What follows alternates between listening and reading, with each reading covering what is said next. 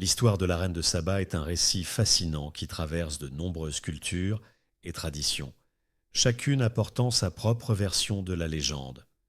On retrouve cette histoire principalement dans les textes bibliques, le Coran et les récits éthiopiens. Zaddu Fanki dans la Bible. Dans l'Ancien Testament, la reine de Saba est décrite comme une souveraine puissante et curieuse, probablement originaire de Saba, un royaume ancien situé dans ce qui est aujourd'hui le Yémen. Elle apprend la renommée du roi Salomon, connu pour sa sagesse, et décide de lui rendre visite pour le tester. Elle entreprend un long voyage jusqu'à Jérusalem, accompagnée d'une suite importante et de nombreux présents, comme de l'or, des épices et des pierres de précieuses. À son arrivée, elle pose des énigmes difficiles à Salomon pour mettre sa sagesse à l'épreuve. Selon le récit, Salomon parvient à répondre à toutes ces questions avec brio, ce qui impressionne la reine. Elle le félicite pour sa sagesse, et les deux échangent des cadeaux somptueux. La Bible ne mentionne pas de relation amoureuse entre eux, mais cette visite est vue comme une rencontre légendaire entre l'Orient et l'Occident. Deriderli dans le Coran. Le Coran raconte aussi l'histoire de la reine de Saba, appelée Balkis dans la tradition islamique. Elle est décrite comme une reine païenne, adorant le soleil, ce qui est inacceptable pour Salomon, qui croit en un Dieu unique. Salomon envoie donc un message à Balkis, l'invitant à se convertir à la foi en un Dieu unique. Intriguée, elle décide de rencontrer Salomon pour en savoir plus. Avant son arrivée, Salomon fait transporter son trône par un de ses djinns pour le lui montrer en signe de pouvoir divin.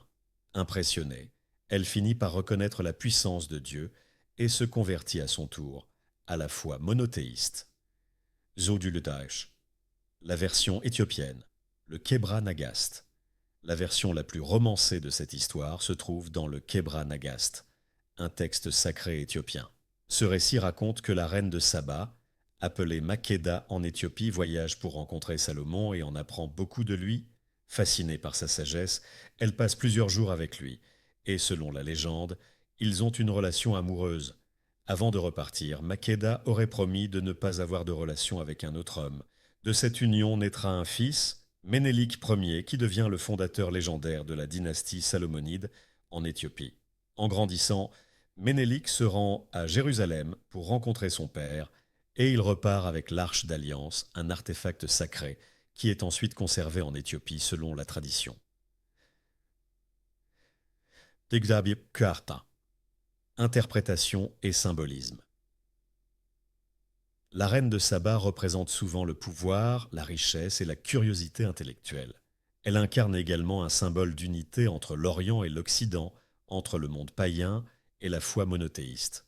Son voyage pour rencontrer Salomon représente l'effort de quête de connaissance et de sagesse, et son histoire est souvent utilisée pour illustrer la force des femmes et l'importance du dialogue entre cultures.